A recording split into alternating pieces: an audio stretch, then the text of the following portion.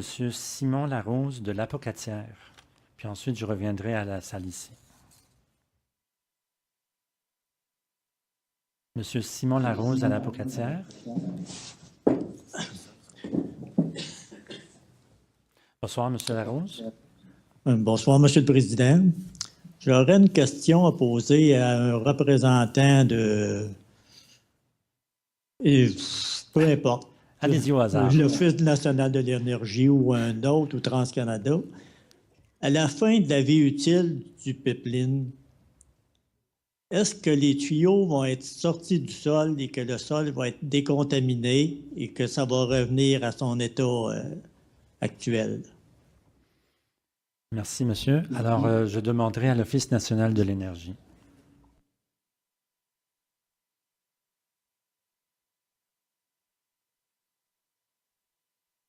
Bonjour, M. Larose, M. le Président.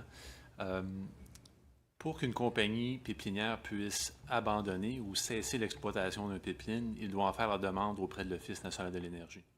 Donc, au même titre où TransCanada doit obtenir l'approbation pour construire le pipeline, TransCanada doit obtenir l'approbation pour cesser d'exploiter le pipeline. Lorsque l'Office va étudier cette demande-là, si jamais elle est déposée, l'Office va étudier la façon avec laquelle la cessation d'exploitation se ferait. Les aspects environnementaux, les aspects sociaux, l'ingénierie, tout ça va être considéré. Une chose est importante de comprendre, c'est que depuis cette année, l'Office national de l'énergie oblige les compagnies pépinières à mettre de côté de l'argent, donc un peu comme un fonds de pension, si on veut. Donc, les compagnies pépinières sont obligées de mettre de côté des fonds pour que lorsque le pipeline sera abandonné, il y aura de l'argent disponible pour justement que cette cessation d'exploitation-là se fasse selon les règles de l'art. L'objectif ici, c'est justement pour éviter que ce soit les propriétaires fonciers qui défraient ces coûts-là ou que ce soit, par exemple, les payeurs de taxes. Donc, on veut s'assurer qu'il y ait de l'argent de côté disponible pour que les travaux de cessation d'exploitation se fassent correctement. Mais la cessation de l'exploitation, est-ce que les tuyaux vont être retirés ou si on les laisse là, puis un jour ou l'autre, ils vont percer, puis ça va contaminer? Je vais laisser répondre, puis après ça, ma collègue, Mme Grandbois. Non? Ça va? OK. Alors, répondez, mais j'ai d'autres questions, par contre. Donc, cette question précise-là sera à l'étude lorsque une demande sera faite auprès de l'Office. Donc, c'est au cas par cas. Ça dépend des spécificités du pipeline en question. Quand vous dites que le promoteur, dans ce cas-ci, c'est TransCanada, doit être obligé à verser des montants, ce sont des montants récurrents, année après année, ça prendrait combien de temps, selon vous, pour avoir toute la solidité financière nécessaire pour tout enlever après coup? Cette information-là dépend de quelles installations dont on parle. Mais on parle de l'installation présente, là. Cette information-là n'est pas encore disponible parce que c'est une question qui sera à l'étude lorsque l'Office national de l'énergie étudiera la demande de TransCanada. Et si, une dernière question, si théoriquement, TransCanada, qui met en place un pipeline valable pour une durée de 40 ans, décidé pour des raisons particulières, après 25 ans, d'arrêter et de faire d'autres choses. Qui est responsable de quoi? Excellente question.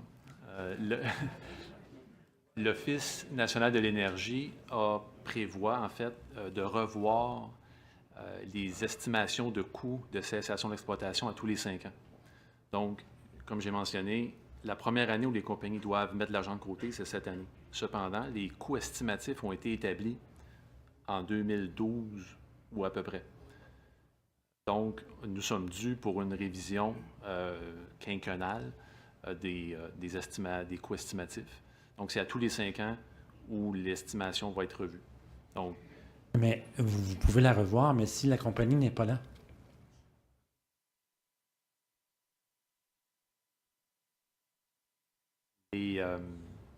Les coûts seront revus à tous les 5 ans et la compagnie sera à tout le moins là dans les 5 prochaines années. Donc, si ce n'est pas le cas, eh bien, on faudra déterminer ce qui se passe à ce moment-là. Et si jamais le pipeline est retiré et vous découvrez une contamination, qui assume la décontamination? C'est la compagnie pépinière. Et si elle n'existe pas? De là, l'importance d'avoir Un fonds? Exactement. Ok. J'aimerais que vous réfléchissiez sur le fait que si la compagnie quittait après 25 ans, donc avant d'avoir versé tout le fonds nécessaire, qui l'absorbe? Est-ce que c'est la société en général? Est-ce que c'est le gouvernement? Est-ce que c'est un fonds que vous avez ailleurs? Et si vous pouvez nous répondre par écrit, ce serait bien apprécié. Alors, merci. Oui, Madame Si je Grandbois. peux me permettre, sur cette question-là, il y a une séance qui porte là-dessus. La loi prévoit un certain nombre de processus, là, donc on aura l'occasion de poser des questions un petit peu encore plus spécifiques sur cette question-là, puis de voir ce que la loi prévoit à ce niveau-là. Merci, Monsieur Larose. Merci, M. le Président. Bonne soirée.